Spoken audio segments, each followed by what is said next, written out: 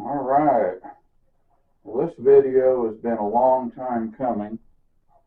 This is going to be a review on Svbony new sv48p 102 millimeter model refractor.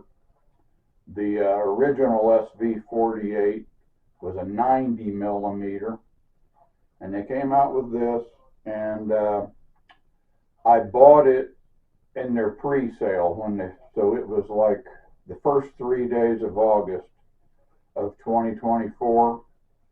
And if you bought it early, I'm pretty sure I paid $299 with free shipping, and they gave me 3 bonus gifts. One was this carry handle, which also works as a dovetail, so you can put a finder or a guide scope up there, and that's nice. I really like that. And it has, the focuser. It's a 2-inch focuser, and it's quite smooth. And the focuser, I'm pretty certain, is different than the focuser on the 90 millimeter. It's a little bit different design. It's 2-speed, and I'll show you a couple other things that came with it. See, it does have a finder bracket on it as well. It did not come with a diagonal or an eyepiece. This was one of the bonus gifts I got. It's a field rotator, so it's for having a camera, obviously. If you can rotate this, and it's marked, so you can rotate it, a few degrees, whatever. It's looks like it's, I'll check the increments real quick. Yeah, they're 5-degree increments. To put that in, the focuser part, where the eyepiece would go in, or the diagonal, this part unthreads from the draw tube.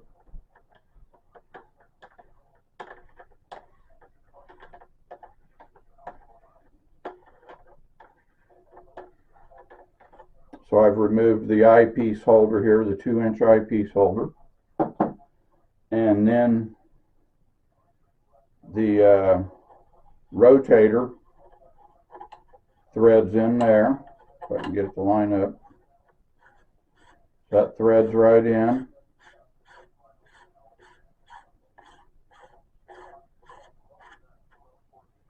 And then you put your eyepiece part back in, the holder that holds your diagonal and what have you. So you can have a 2-inch eyepiece, or you can have 1 1/4.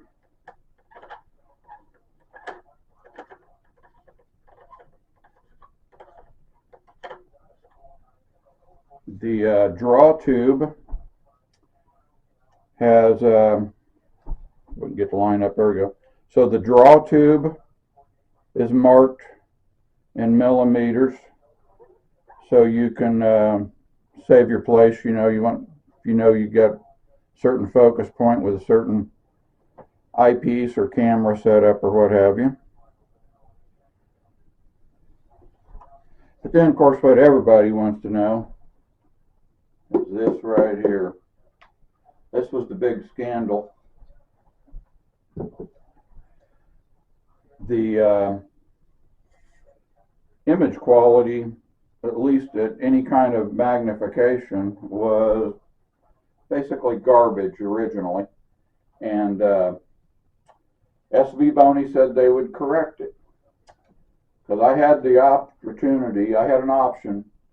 I could return it within 30 days, or I could wait for them to come up with a solution, because they didn't have an immediate solution. First, they had people test it. So like in my case, the very first thing I did when I got this and took it out was I put a 2-inch 35 millimeter eyepiece in here, which was don't remember the exact number, it was around 18 power. And that was one of the things I was really interested in. If you might have seen my other videos I've done where I bought the Explore Scientific refractor. It was a 4-inch one, quite inexpensive. And it was f9.8.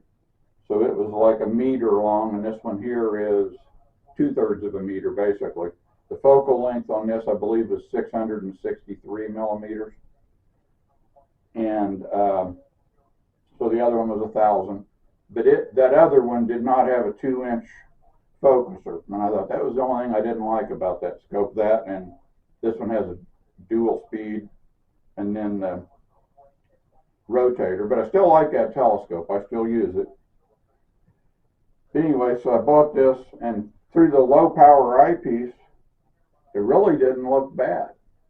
Now, I noticed when I was out of focus, my donut on the star looked really strange. It was oblong, and it's because the lens in here, the doublet, was not seated parallel. It just had, it slides down inside, and then they have like a collar nut or something, and you just tighten it up. And when I realized that, I adjusted the position of it and snugged it up. And went out under the stars, and with an eyepiece, the thing looked pretty decent, you know, at low power, like at 18 power. So I'm like, hey, maybe I solved it. And I had already taken some pictures, and the pictures were awful. I mean, they were terrible. Just the star shape was horrible. And so I got this, and I thought, maybe I'll be all right. So then I tried it with a DSLR, with my Nikon D50, and also with my ZWO ASI 178 MC planetary camera. And the results of the star shape was just terrible.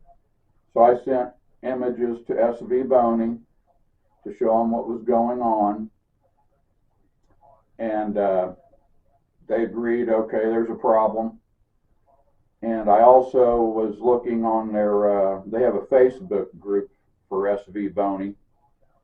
And I had posted images on there, and I saw other people were too.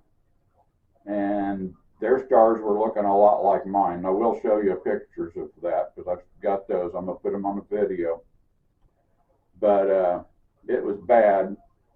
And my understanding was that Svbony tried, for this scope, a new type of lens cell holder, like a new lens cell, and it didn't work right. And apparently the lens cell holder that they had on the 90 millimeter was just fine. So I guess, I'm not positive, but I think that they went with the same type of design. But of course they had to actually come up with them, because you couldn't put a 102 millimeter objective lens inside a 90 millimeter cell holder. So anyway, now what I've got to do is, I got this new lens cell today, and I'm not sure what all they sent me. I don't know if they just sent me a holder or if they actually sent me a new objective lens. I haven't opened the box yet. So now it's time to open the box, and we'll see what we got. So, the moment of truth is coming. Now, I don't think I mentioned how long this all took. I placed the order on the 3rd of August, 2024, and it arrived, I believe, on the 29th of August, and it's December the 3rd, I think, now. So basically I waited 3 months, all of September, October, and November, to get a solution. Now notice this box, there's a little bit of a bulge to that. I hope there's no issue with something sticking out and being damaged. After all this, okay, it looks like it's in some kind of a box, so that's good.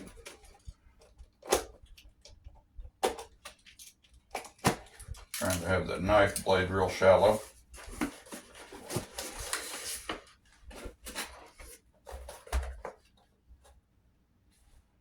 Okay, well, that's interesting. Looks like they've used, that says ZWO off-axis guider. I did not order an off-axis guider. Okay, now here, see if this is lined up right. There we go. It's an Svbony, sv48p, objective type OTAs, 102 millimeter f6, has serial number, Hong Kong. So it looks like they just used a different box, found one that would fit.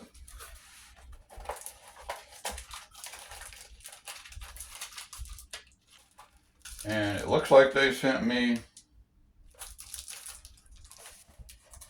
I guess that's the whole thing. It's a different cell. There's glass in there.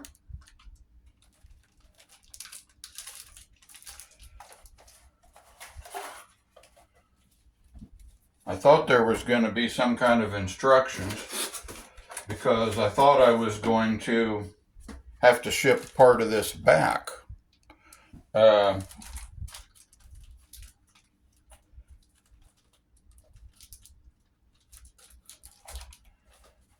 Unless they've just decided that that other whole thing was waste, which I'm speculating, because my understanding was that I was going to receive something, a replacement, and send back the old one. So here's my replacement lens cell.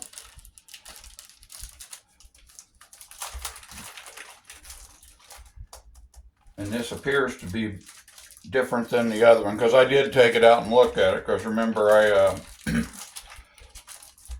had to look it out because the lens cell was kind of whopper jawed inside the other one.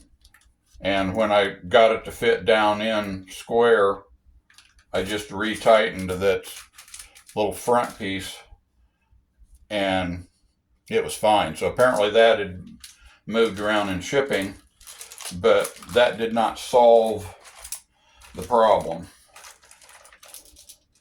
So what I don't know is if their problem was only the lens cell holder, or if they also had some kind of an issue with the lens objectives themselves. I don't know.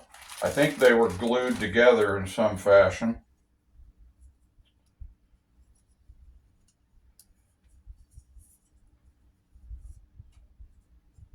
So I will have to get the other one. I'll get the OTA and remove the lens hood and take out the old lens cell and go from there. So we're going to do that on camera too. So this lens hood slash dew shield is kind of pressed on here. So I'm grabbing a little at the top, the sides, and just gently tugging, you know, so it moves, I don't know, 1/32 of an inch at a time, and then it eventually will pop right off of there. There, it moved a little more.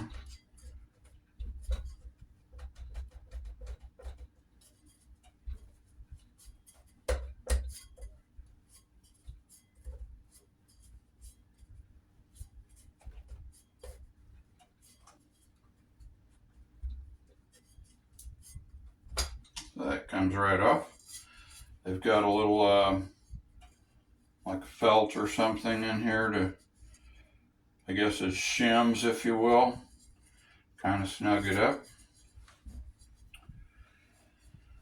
And make sure that's in the view here. Yeah. This lens cell threaded onto the tube. That was something that was confusing me when I was looking at that other lens cell. Because I didn't see threads on it, but maybe I didn't look at it right, or maybe there's more going on than I thought.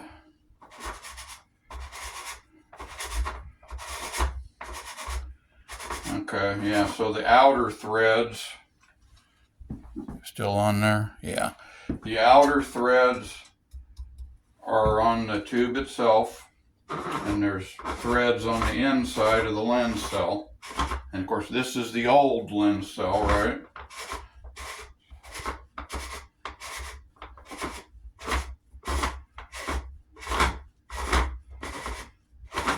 And you can tell it threads on there quite a ways, which you need to, because I mean it weighs a couple of pounds.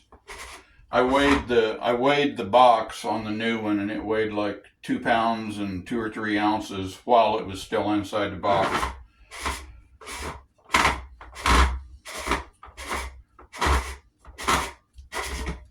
Okay, make sure that's there. So let's see if we can get a look at this old one. And so it has threads here on the inside.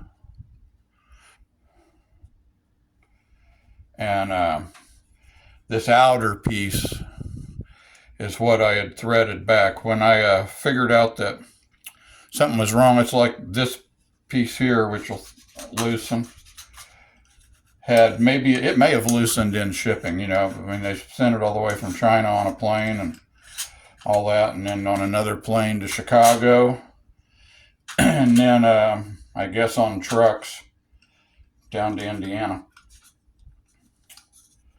So I didn't think that had loosened up a little and the lens had shifted, but like I say, that wasn't the overall solution. So now I'll go get the other lens cell, and hopefully it'll just fit right on there like a breeze. So now we got the new one and the old one. This is the old one on the right, the new one on the left. Sure wouldn't want to mix them up. The new one is maybe 1/4 of an inch, maybe not quite that much. It's a little bit higher. Maybe I can, yeah, I think I can show you the thickness there. Yeah, it might be 1/4 of an inch different. This is a new one, and yeah, it does have threads in there. And the lip is what the dew shield slid over. So we'll set the old one aside, and then I gotta put the new one on. And I can tell which way it goes on by the threads. The other way certainly can't work. So we'll get that going here.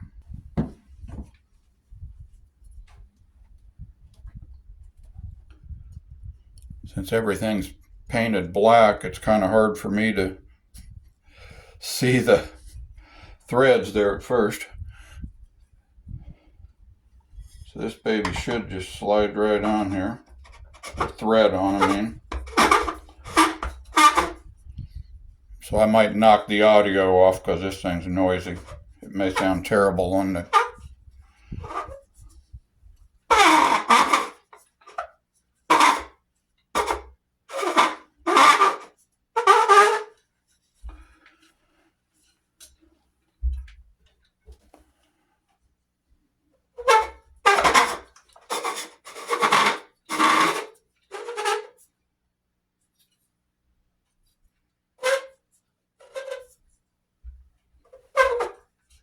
I don't want to strip any threads. I mean, I didn't really have any issue getting the other one off. It was noisy and slow, but it didn't seem cross-threaded.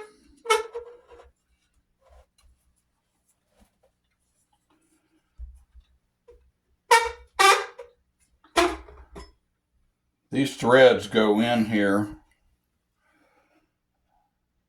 good 3/4 of an inch.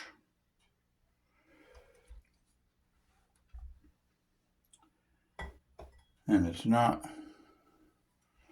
wanting to easily thread on. Surely the thread's surely the same. I'd be really shocked if they didn't. Suppose it's possible that there's a little bit of paint in there or something.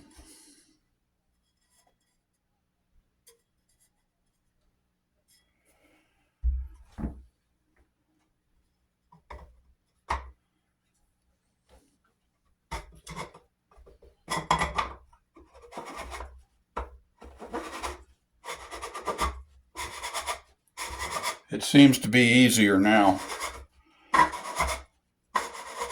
Yeah, I must have not quite had it on there quite flush. So I guess if you're getting one of these things in the mail and it's not cooperating when you start to thread it on, don't get aggravated and start cranking on that mother.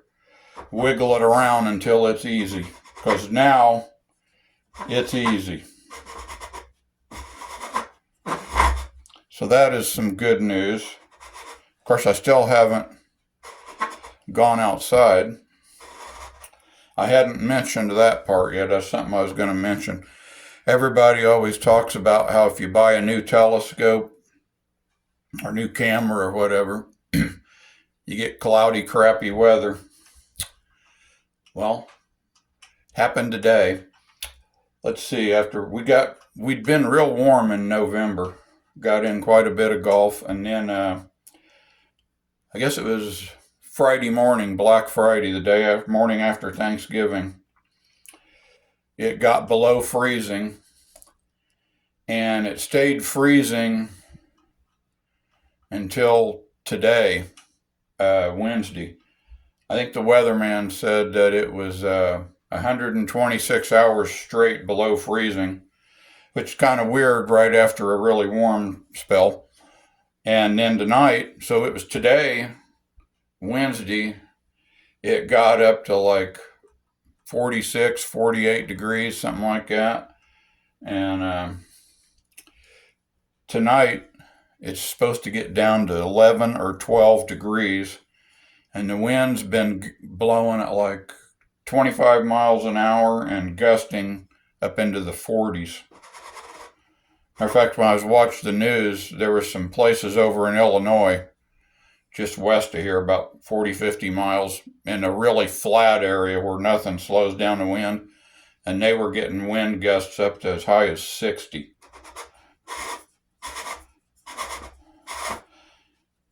And here there's a wind advisory. It was going to be up in the 40s, and of course it was cloudy. But this cold wind coming in, it's coming in from Canada. It's an Alberta clipper, they're calling it, which just means it's colder than hell. And the wind chill is supposed to be below zero tonight. And there's a chance of clear skies here in the next night or two. But that's hard to tell because it's been real iffy here the last couple of weeks. The weather's really changed.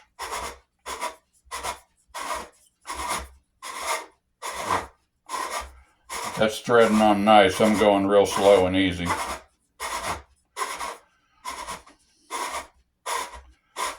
This actually feels better than the other one as far as threading once I got it on, because that other one was noisy the whole way. Once I actually got this to line up with the threads, it's a lot quieter. I think it was kind of noisy at the start.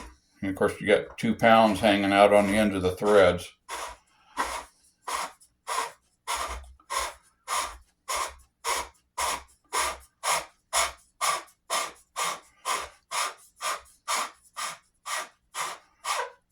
Feels nice now.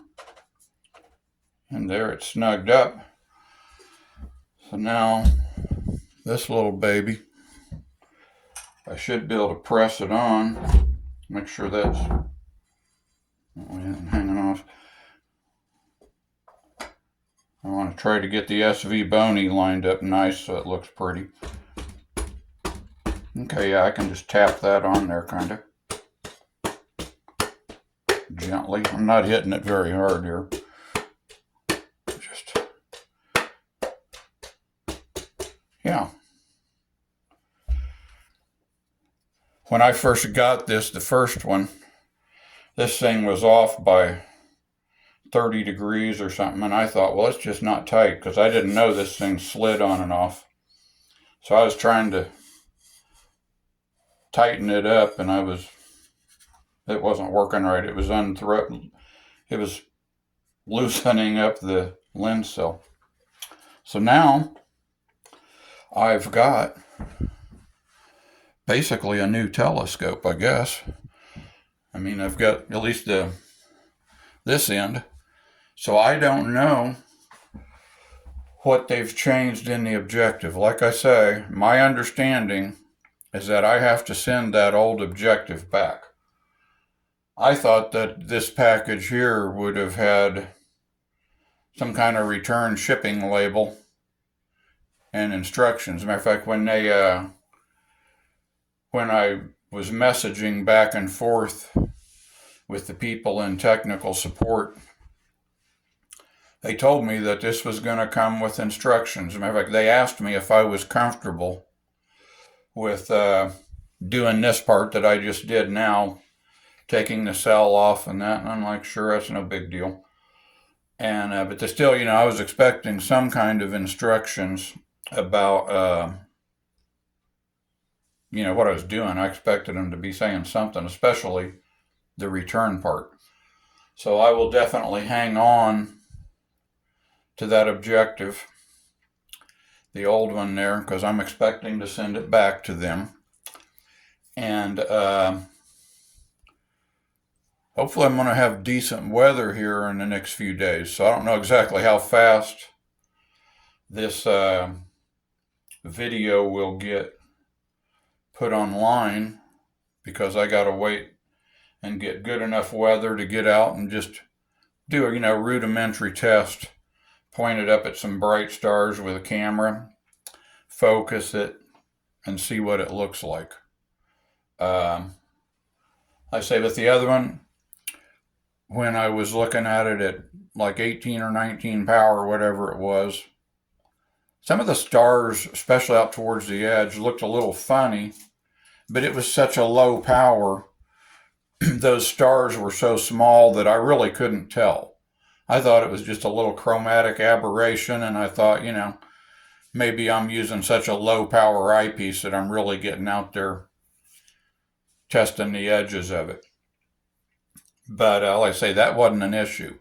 Then I put in like a 9 or 10 millimeter eyepiece and pointed it over at the planet Saturn, and it was really weird. I was getting like a double image, and this is through an eyepiece, looking at it visual, and I could manage to get it to focus where it looked reasonably okay, but it was like there was two planets, like you could just slight doubling, and it was obvious, and there wasn't any way to correct it, and it didn't help, after I adjusted the position of the objective and got my donut to look like a circle instead of oblong. It still did it. So it's like, okay, that had nothing to do with that. I was really hopeful when I found that out. I thought, hey, maybe everything's going to be great. But it wasn't, and hopefully now it is. So this video will conclude with whatever my results are when I get out there and test it under the stars. I will test it with a few different eyepieces, and especially with cameras, because when I bought this, I wanted to be able to put the low power eyepiece, but I was really looking, this was such a good price to get a 4-inch refractor that is set up for astrophotography with the rotator, a good solid 2-inch focuser, 2-speed, came with this handle. I don't think I showed you the fringe filter. It came with a, I think they call it SV198 or something. It's a fringe killer filter is what it is. It's just a filter for an achromatic telescope. It's supposed to get rid of the purple fringes and stuff. And I did end up putting it in and taking a picture. It was a 2-inch diameter filter. They have that in both 1 1/4 and 2. So it was nice that it was 2-inch because I could thread it in to the eyepiece piece here, I believe is what I did. I don't remember actually. I may have threaded it in with my camera, but I was able to use it with my DSLR, and because it was set up where I could slide it into a 2-inch focus, or like it was a 2-inch eyepiece, and so I was hoping the filter would make a difference, but of course it didn't fix the horrible problem that I had with that original objective setup. So hopefully they've got this thing fixed, and I will get back with you here at the end of the video to show you what happens when it's under the stars. Okay, so now we're getting up here to what everybody wants to find out. Now this is the before version, so this is the original set of lenses in the original cell. This is M74 Galaxy, and as you can see, it looks pretty horrible.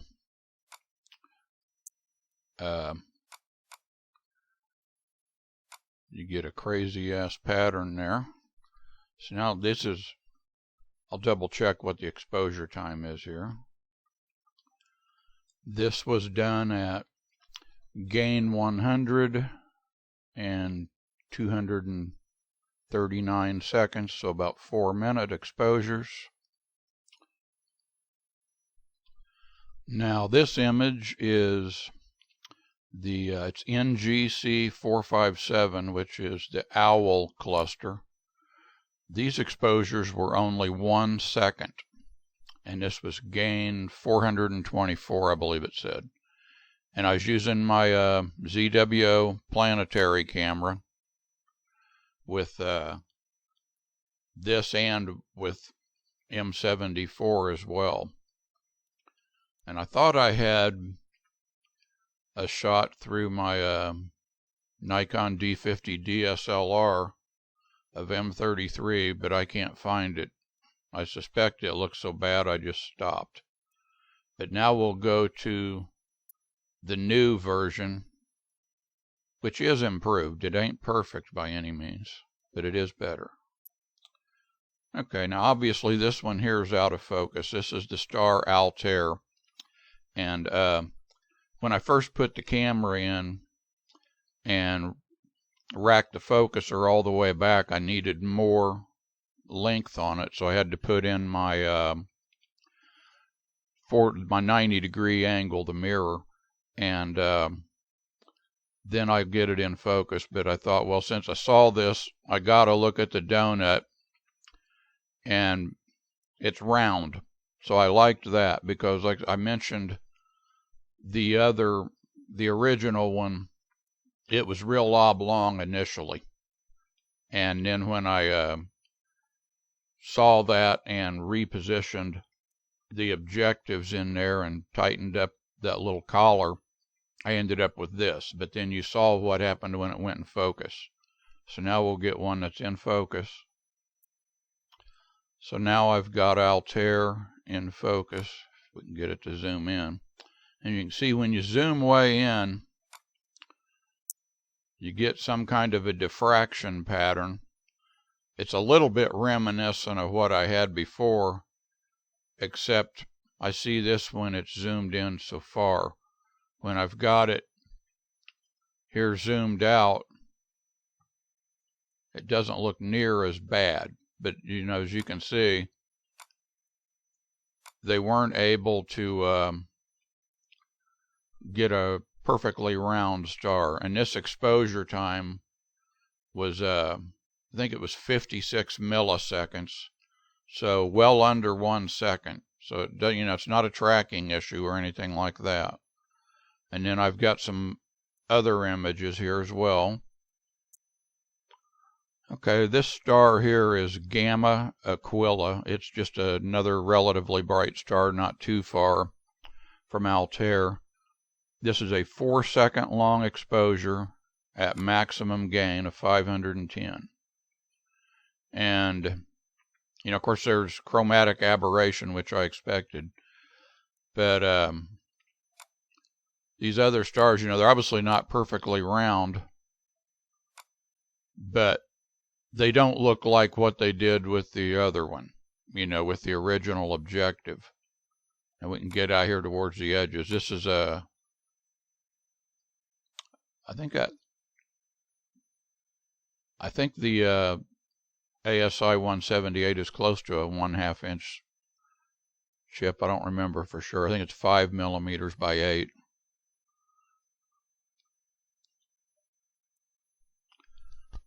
So then I went over to M15 globular cluster, and these are 5-second long exposures with maximum gain. I can see some of these, the real small stars. Of course, this is one individual sub too. This isn't stacked. None of these images I've been showing here with the new lens have been stacked. They're all just individual raw frames.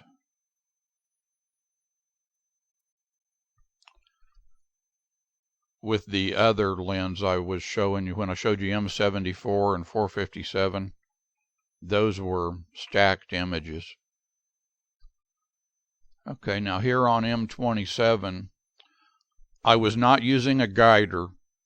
This is a 60-second exposure. My polar alignment was just kind of roughed in. I took these pictures on Friday night, the 6th of December of this year of 2024, and that was an optimum night for me to get set up to take pictures of Jupiter, since it was going into opposition the next night, and Friday night, the 6th, was actually my better weather night. So I just got pictures of this stuff pretty quick. But I decided to see what I could do. And like I say, so the stars, it's kind of hard to, that's my tracking issue there.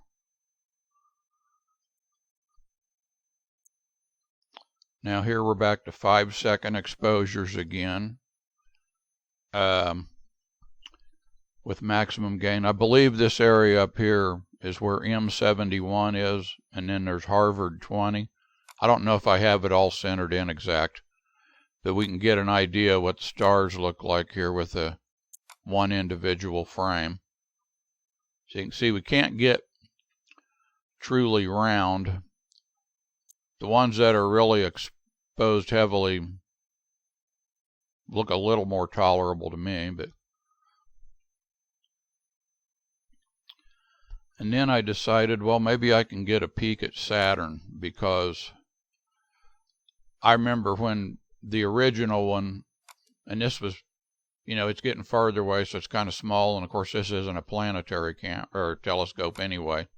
This is just at 662 millimeters, but it's not doubled up. Before, with the old one, I don't think I took a picture of it, but when I put a 9 millimeter eyepiece in, the rings were doubled. You'd get like your line here, and then you'd have another line a little ways off, and I couldn't get it to focus. So, I mean, they have made an improvement. Now, obviously there's better stuff out there, so I guess it's just a judgment call, on if you think you can do better, if you want to spend more money. I know a lot of the people that review this stuff say that you should just save your money and go with one of the higher end Svbony telescopes. Some of the people just don't want you, some of the people say don't even buy Svbony at all. I'm not sure, since I'm not an optician or anything, I don't know exactly what to say, but I do know that Skywatcher and Orion had made these telescopes called Star Travel, and they were fast refractors. They had a 4-inch and a 5-inch, and I know, they were a similar aperture to this, similar f number. I don't remember the exact numbers, but they had issues with chromatic aberration and that, and I think they were really nice for wide field. When I got this out, the first thing I did before I took these pictures was put in my 2-inch diameter eyepiece, the 35 millimeter one, which I think that came up to 19 power. Let's see, 662 millimeter focal length divided by 35. Yeah, so 18.9. So basically 19 power. I liked the view I got in there. Now I noticed, if you had a bright star out on the edge, you could see something was funny with it, and they may even been a little funny in the middle too, but at that low of a magnification, the stars are so small that, for me at least, it wasn't really a distraction. I mean, I was really happy with what I was seeing at that point. So, I mean, if you want something like this for low power views, because 4-inch telescope, if you're in a dark spot, you can see some of the less challenging deep sky objects. I mean, something like Andromeda Galaxy, M13, things like that. They're doable. I remember looking at M33, and so I could find stuff. But anyway, I wanted to share this to kind of give you an idea of what the experience was like. And it's not perfect, but I guess it's a challenge to try to make a fast refractor. And I mean, you can, if you got the money and you can buy something with a higher quality glass, because they've got different grades of glass that they use. Some people referred to this as flint glass. I don't know all the different types of glass that much, but I know some of them, I think there's like an FPL, something like that, 51 and 53. They've got different numbers. And if you get the higher grade, I guess it transmits the light better and just has less imperfections with it. But of course, you got to get out your wallet and spend a little more money. And then if you really like spending money, you get a nice achromatic. But I figure if someone's looking at this, they're thinking about budget. So hopefully this will give you an idea at least of what you're going to get if you decide to buy one of these. So hopefully this helped you out.